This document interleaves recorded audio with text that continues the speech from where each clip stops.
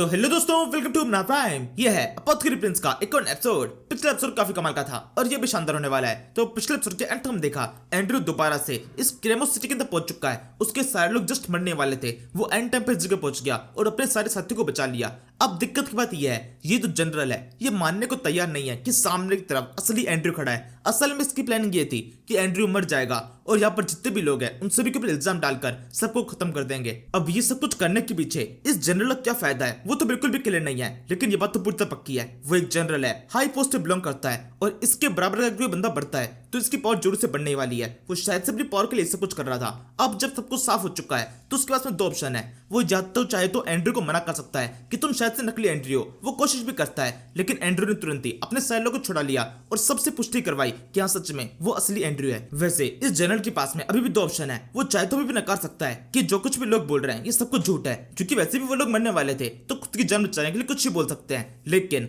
अगर इसके बावजूद भी जनरल पकड़ा जाता है, जो कि पूरी तरह से कंफर्म है, उसके माइंड में पता है कि सामने की तरफ एंड्रयू खड़ा है और उसी के मुंह में बोल रहे हैं कि तुम एंड्रयू नहीं हो, ये बात तो प्रूफ करना एकदम नामुमकिन सा हो जाएगा। और अगर तब वो पकड़ा गया तब इसकी हालत कब तक खराब हो सकती है। अभी बचने का मौका है तो अभी बच लेना ठीक होगा। वो तुरंत ही घुटने टेक देता है। एंड्रयू के सामने घुटने टेककर उससे माफी मांगने लगता है कि उससे गलती हो चुकी है, आप ही असली लचिल एंड्रयू मैग्नेटो हो। इसी समय मेयर की चिल्लाने की आवाज आती है, जो कि अभी पिंजरे के अंदर ही है। एंड्रयू ने अपने सारे लोगों को छुड़ा लिया, लेकिन मेयर को अभी तक नहीं छुड़ाया। वो ऊपर चिल्ला रहा होता है, मुझे भी तो बाहर निकालिए, प्रिंस एंड्रयू मैग्नेटो आप यहाँ पर आ चुके हैं, अब मुझे बाहर निकालिए। इन लोगों ने कब से मुझे यहाँ पर बंद करके रखा है, लगभग एक दिन हो चुका है, मुझे ठीक से खाना तक नहीं दिया। इसी के साथ में एंड्रयू जल्दी से उस पिंजरे को नीचे रखवाता है और फिर सबसे कहने लगता है, तुम देख रहे हो इन्हें, ये क्रेमोस सिटी के मेयर है, इनके पास में इतनी पावर है, ये आसानी से चाहे तो तुम सभी को खत्म कर सकते थे। इस सिटी के अंदर इनकी बात की वैल्यू सब ज्यादा है, ये अपनी सेना के साथ में तुमसे फाइट कर सकते थे, लेकिन इसके बावजूद भी इन्होंने ऐसा नहीं किया। अगर सच में इन लोगों की प्लानिंग होती मुझे किडनैप करने की, तो बिल्कुल भी तुम्हारे सामने सरेंडर करने वाले नहीं थे। ये इस तरीके से अपने लाइफ को खतरे में डालकर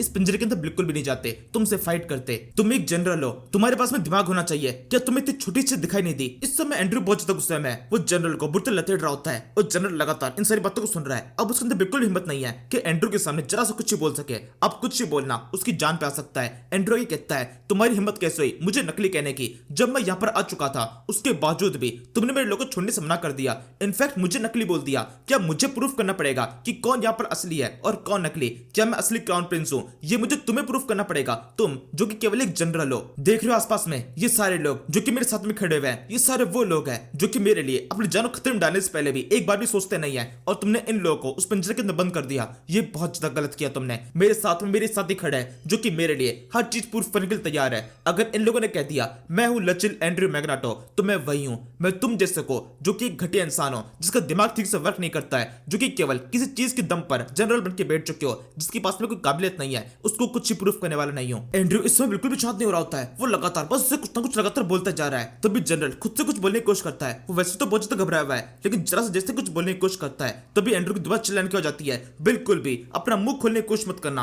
अगर तुम्हारे मुंह से जरा सी भी आवाज निकली तो तुम्हें वही सजा मिलेगी जो कि तुम मेरे लोगों को देने की कोशिश कर रहे थे। तुम्हारी मौत बहुत दर्दनाक होने वाली है। और इसी के साथ में जनरल दोबारा से अपना सर झुका देता है। वो बहुत बुरी तरह डरा हुआ है। अब इसके बाद में ये सीन आगे बढ़ता है। हम काफी सारे लोगों को देखते हैं जो कि इस जगह सफाई कर रहे हैं। उनको इस जगह पर काफी सारा मलबा दिखाई देता है। असल में इसमें मैक्सिमम वो मलबा है जो कि यहाँ पर जलाने के लिए लेके आया गया था। ये लोग इस जगह सफाई कर रहे हैं और इनमें से कुछ वो सिपाही है जो कि उस समय उस शिप के ऊपर थे, जो कि बाकियों को बता रहे होते हैं कि किस तरीके से एंड्रयू ने उस मॉन्स्टर से फाइट की, उस मॉन्स्टर से फाइट कर उसकी बॉडी के अंदर कैसे सुई को चुबो दिया और अब वो मॉन्स्टर उनके काबू में आ चुका है। उन्होंने मॉन्स्टर को टेम कर लिया है और इसी बात से सबके सब खुश हो रहे हैं। सबके सब एंड्रयू की तारीफ कर रहे होते हैं कि वो कितना बहादुर है, उसने अपने आप को बचाया, उस मॉन्स्टर को टेम किया और वापस से लौटकर यहाँ के सभी लोग को भी बचाया, सिटी के मेयर को बचा लिया। वो काफी ज्यादा महान है और आगे जाके जब वो किंग बनेगा तब तो और ज्यादा कमाल का होगा। इस तरह की सारी बातें इस जगह पर चल रही होती है और इस समय एक बंदा है जो कि दूर से इनकी सारी बातों को सुन रहा होता है। वैसे दिखने में कुछ खास नहीं लग रहा, ये भी यहाँ पर सफाई काम में लगा हुआ है, लेकिन इसका मेनली ध्यान केवल इस सब बातों को सुनने के अंदर होता है और सब के सब लगातार एंड्रयू की तारीफ करते जा रहे हैं। और ठीक इस समय हम डामियन को देखते हैं जो कि इन सारे लोगों को एंड्रयू की तारीफ करता हुआ दिख रहा है। वो एंड्रयू से इस बार बात करने लगते हैं, काफी कमाल हो गया, ये सारे लोग अभी कब तारीफ करने लगे हैं। अब से पहले आप एक अच्छे डॉक्टर के फॉर्म में ज्यादा फेमस थे,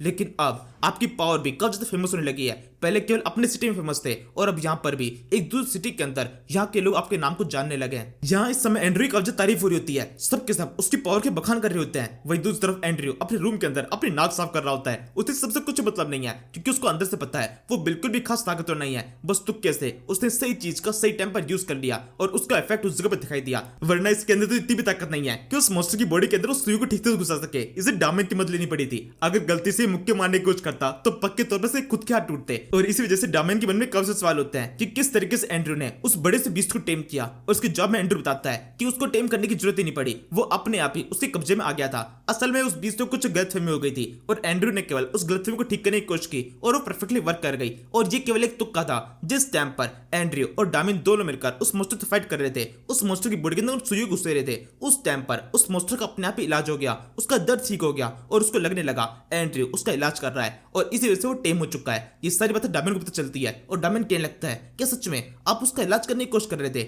एंड्रू कहता है क्या फर्क पड़ता है, मैं कुछ भी कर रहा था। अभी फर्क इस बात से पड़ता है कि अब हमारा एक दुश्मन हमारा दोस्त बन चुका है। और अब इसके बाद में डायमंड के अपने गेम शुरू जाते हैं। वो कहने लगता है लेकिन वो काम बहुत ज्यादा रिस्की था। एंड्रू कहता है रिस्की था, मुझे तो कुछ खास नहीं लगा। डायमंड कहता है नहीं, बहुत ज्यादा रिस्की था और पता है मैं रिस्क के ज्यादा पैसे लेता हूँ, मुझे लगता है आपको मुझे पेमेंट कर देना चाहिए जैसा कि आपने मुझसे वादा किया था। अब जैसा कि डायमंड ने पहले बताया था वो सब कुछ केवल पैसों के लिए कर रहा है। उसे एंड्रू जितने ज्यादा हो सके उतने ज्यादा पैसे चाहिए और एंड्रू इस बात के लिए मान जाता है। थोड़ी आनाकानी करता है लेकिन एंड में वो मान चुका है। इसके बाद डायमंड आगे बताने लगता है असल में एंड्रू को इस जगह पर कुछ सामान की जरूरत थी और वह सारा सामान डायमंड ने ढूंढ लिया है। और ये काफी नॉर्मल सा भी काम है क्योंकि जो क्रेमो सिटी है उसके अंदर एक बहुत बड़ा पोर्ट है। इस दुनिया में जाकर भी ट्रेवल किया जाता है समुद्र के माध्यम से। वो सारे बोट एक टाइम पर क्रेमो सिटी के अंदर आते हैं और उन सभी से कुछ कुछ सामान इस सिटी के अंदर भी सेल किया जाता है। तो आसानी से पूरी दुनिया का सामान इस सिटी के अंदर मिल जाता है। शायद से ये सारा सामान उस मॉन्स्टर के इलाज के लिए इकट्ठा किया जा रहा है लेकिन इससे कुछ खास फर्क नहीं पड़ता किसी भी कारण से इकट्ठा किया हो। दूसरी खबर दी जाती है कि जो एंड्रू के फादर है वो असल में एक सफर पर निकल चुके थे इस सिटी की तरफ आने के सफर पर। लेकिन अब क्योंकि एंड्रू दोबारा से सेफली लौट आया है तो दोबारा से अपने कैपिटल की तरफ लौट चुके हैं, वो यहाँ पर नहीं आने वाले। और इससे एंड्रू खुश जाता है। असल में खुशी इस बात की नहीं है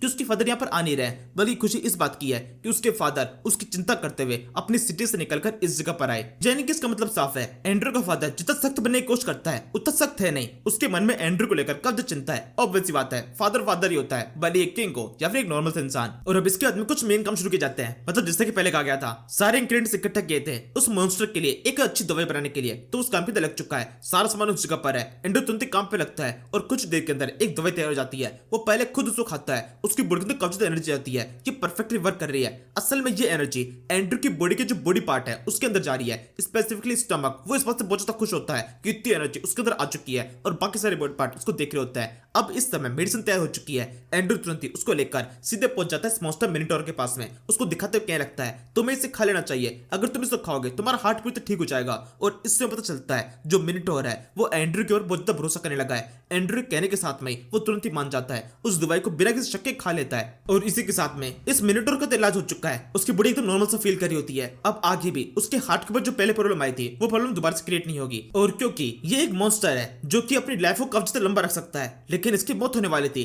एंड्रू ने इसका इलाज किया है तो इसकी एक बहुत शानदार फीस उसको मिल जाती है। उसको 7 दिन एक बार मिल चुके हैं, लेकिन कुछ खास फायदा है नहीं। उसने 7 दिन तो इस मॉन्स्टर के साथ वैसे भी खर्च कर दिया है। 5 दिन उस कोमा में और 2 दिन का वो ट्रेवल हो गया था, तो वो वापस से रिकवर हो चुका है। इसके बाद में ये दोनों आराम करने लगते हैं और अब इसके बाद में एक रैली निकाली जाती है। असल में क्योंकि एंड्रू दोबारा सिटी के अंदर लौट आया है, पिछले 6 दिन तक वो यहाँ पर नहीं था, तो उसके आने की खुशी में एक रैली निकाली जा रही है। एंड्रू इस समय इस भैंसों के ऊपर सवार होता है और सबके सभी सब देख रहे होते हैं। एक विशालकाय भैंसा उनके बीच में चल रहा है और एकदम शांति से वो किसी भी तरीके से किसी को चोट पहुंचाने की कोशिश नहीं कर रहा और सब के सब उस चीज को लगातार दिखते जा रहे हैं। एंड्रू को बड़े आराम से वो स्टेज के पास में लेके जाता है और फिर एंड्रू इन लोग खुश करने के लिए एक नई दवाई इनके सामने इंट्रोड्यूस करता है। ये एक नॉर्मल सी दवाई है जो कि उसने पहले भी कई बार क्रिएट की है अपनी नॉर्मल लाइफ के अंदर, लेकिन यहाँ पर वो पहली बार क्रिएट की गई है। वो तुरंत ही इन सभी को दिखाने लगता है ये एक शानदार दवाई है जो कि मेरे यहाँ पर आने की खुशी में आप सभी के बीच में बांटी जाएगी और इसकी मदद से आप लोग की बॉडी की क्षमता काफी ज्यादा बढ़ने वाली है। सब लोग सुनकर काफी ज्यादा खुश जाते हैं कि कुछ कमाल का मिलने वाला है। और सबसे अच्छी बात यह है उनको ये चीज फ्री में मिलेगी, तो फ्री कमाल तो हर किसी को चाहिए, भले वो दवाई क्यों ना हो, दवाई को खाने की तरह खा जाएंगे। असल में ये जो दवाई है इसको क्रिएट करने में एंड्रू को 2 दिन लग चुके हैं और ये सीन 2 दिन पहले शुरू हुआ था जिस समय एंड्रू और ये मॉन्स्टर साथ में आराम कर रहे थे। और तभी ये मेयर उस जगह पर आता है। असल में एंड्रू ने इसको उस जगह बुलाया था। असल में यहाँ पर एंड्रू बात करना चाहता है उस सारे रिवॉर्ड के बारे में जो कि वो सभी लोग के बीच में बांटेगा, क्योंकि सारे लोग इस मॉन्स्टर डरने लगे हैं। और अब क्योंकि मॉन्स्टर एंड्रू के पास में तो एंड्रू उनको रिवॉर्ड देना चाहता है। वही सारी बात जो कि उसने स्टेज पे बोली थी वो सब कुछ मेयर को बताने लगता है और साथ में वो पिल भी दिखाता है, मिनोटॉर पिल। वो इसका बहुत ज्यादा प्रोडक्शन करेगा और अगले 2 दिन के बाद में एक ऐसा इवेंट ऑर्गेनाइज किया जाएगा और उसके अंदर इस चीज को सभी लोगों में बांटा जाएगा। ये एक तरीके से गिफ्ट के तौर पर होगी ताकि सभी लोग इस मॉन्स्टर से डरना बंद कर दे। और जिस तरह का रिएक्शन बाकी सारे लोग का होने वाला था, सेम वैसे रिएक्शन इस मेयर का भी होता है। फ्री की चीज मिल रही है और सभी लोग की तरफ बांटी जाने वाली है वो तुरंत ही खुश जाता है कि हाँ ठीक है जो चाहे वो कर लो, मैं सारी तैयारी करवा दूंगा। और फिर 2 दिन के बाद में ये इवेंट आ जाता है। वापस हम प्रेजेंट टाइम में लौटते हैं और अब यहाँ से वो अपने असली प्लान को फॉलो करने वाला है। वो सभी लोग सामने एक लंबा लेक्चर देता है। इन लोग बताने लगता है वो कितना वफादार है, इन लोगों की तरफ कितना समर्पित है और इन लोग कितनी मित्र से मदद करना चाहता है। सारी बीमारियों के बारे में बताने लगता है जो कुछ बीमारी इस टाइम पर एग्जिस्ट करती है और जिन सारी बीमारियों को वो उन दवाई की मदद से ठीक कर सकते हैं। एक तो मेन दवाई है जो कि इन सारे लोगों के बीच में फ्री में बांटी जाएगी, लेकिन उससे भी ऊपर एक अपर क्लास की दवाई है जो मेन दवाई है उसको केवल एक बार बांटा जाएगा। अगर इनको दोबारा से दवाई चाहिए तो उस दूसरी दवाई के लिए जाना पड़ेगा जिसका नाम होगा प्रिंस एडिशन स्पेशल दवाई। यानी कि एंड्रयू इस समय उसी ड्रग टेक्निक का यूज करने वाला है। यानी कि पहली दवाई तो फ्री में दे दी जाएगी लेकिन अगली दवाई के लिए पैसे वसूल किए जाएंगे और अब ऐसा ही होने वाला है। वो सबको बताने लगता है कि जो प्रिंस एडिशन दवाई है वो सस्ते में आप सभी की बांटी जाएगी। सब लोग सवाल करने लगता है सस्ते में तो कितनी सस्ते में वो होने वाली है और तभी पता चलता है उनमें से हर एक की कीमत होगी 9,999 मगैन, जो कि एक बंदे की पूरे मंथ की सैलरी से भी कहीं ज्यादा है। इस समय एनी और डामेन जो कि पीछे तरफ खड़े हुए हैं, अभी कुछ सेकंड पहले तक एंड्रू के पूरे लेक्चर सुनने कब तक खुश हो रहे थे कि एंड्रू लोगों की मदद करने की कोशिश कर रहा है, लेकिन अब एकदम से उनकी खुशी गायब हो चुकी होती है। उनको समझ में आ चुका है ये सारा केवल बिजनेस है, इनको किसी की भी जरा सी परवाह नहीं है, केवल अपने खुद के पैसे बनाने हैं। ये सारा इवेंट, फ्री की दवाइयां, वो सब कुछ केवल अपने इवेंट को, अपने पैसे को बढ़ाने के लिए किया जा रहा है। यहाँ पर असली समझ तब पार होती है जब एंड्रू इस भैंसे का यूज करता है। वो सबको बताने लगता है कि अगर आप लोग भी इस भैंसे की जितना ताकतवर बनना चाहते हैं तो आप लोग को इस दवाई की जरूरत पड़ेगी, प्रिंस एडिशन दवाई। इसने भी उस दवाई को खाया है और इसी वजह से ये ताकतवर हो चुका है और मैंने भी उस दवाई को खाया था और उसी वजह से मैं इसको टेम कर पाया। अगर आप लोग भी इतने ताकतवर मॉन्स्टर को टेम करना चाहते हैं, उसको हराना चाहते हैं, तो खाइए प्रिंस एडिशन दवाई। और अब इसी तरीके से कब से एडवर्टाइजमेंट इस जगह पर चलते रहते हैं और चलते रहेंगे। फिलहाल के लिए इस एपिसोड को खत्म कर देते हैं। Thank you for watching.